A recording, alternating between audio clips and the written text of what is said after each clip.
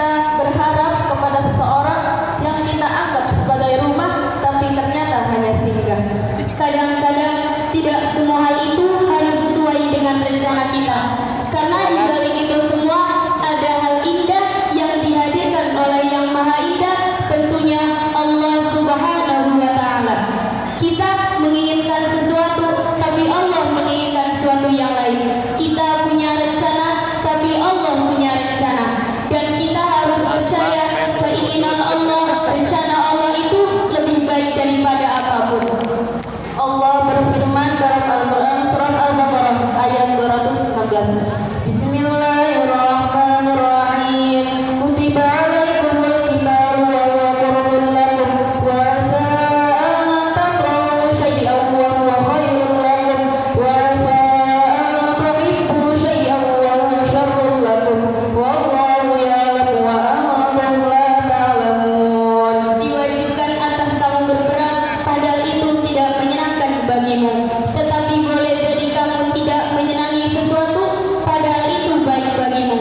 Tetapi boleh jadi kamu menyukai sesuatu, padahal itu tidak baik bagimu.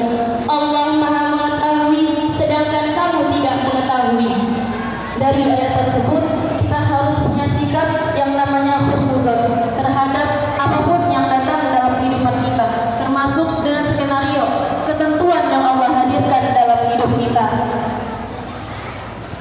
Belajarlah menerima dan ridho atas segala ketentuan yang Allah berikan kepada kita. Jangan pernah menghina keadaan, karena malam pun tidak pernah menghina takdirnya menjadi gelap.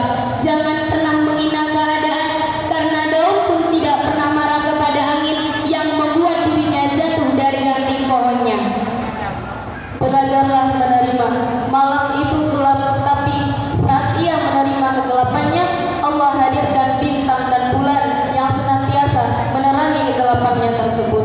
Terkadang kita hanya lebih butuh waktu untuk menerima keadaan yang Allah hadirkan kepada kita. Belajar ridho ketika menerima dan belajar ikhlas ketika melepas. Segala sesuatu yang ditakdirkan untuk kita, ia akan datang menemui kita. Dan segala sesuatu yang tak ditakdirkan untuk kita, ia tidak akan pernah menjadi milik kita.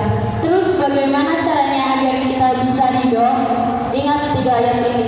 Yang pertama, Quran surat Al-Baqarah 216 yang tadi saya sebutkan. Allah itu gak mungkin kasih kita yang gak baik untuk kita. Allah itu gak mungkin kasih yang gak pas untuk kita. Allah lebih tahu mana skenario yang terbaik untuk diri kita. Yang kedua yaitu yakin. Allah tidak mungkin memberi beban melebihi batas kemampuan kita.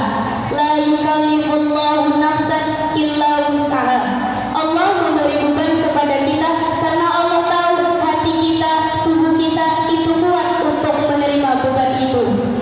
Yang ketiga, kita harus yakin fa inna ma'al usri yusra, inna ma'al usri yusra.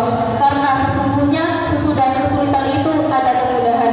Sesungguhnya sesudah kesulitan itu ada kemudahan.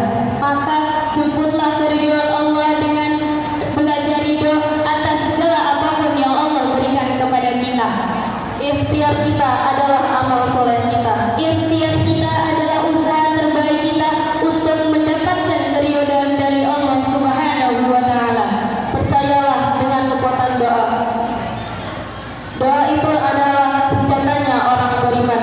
Jika doamu belum dikabulkan di waktu yang tepat, Maka Allah akan kabulkan di waktu yang tepat.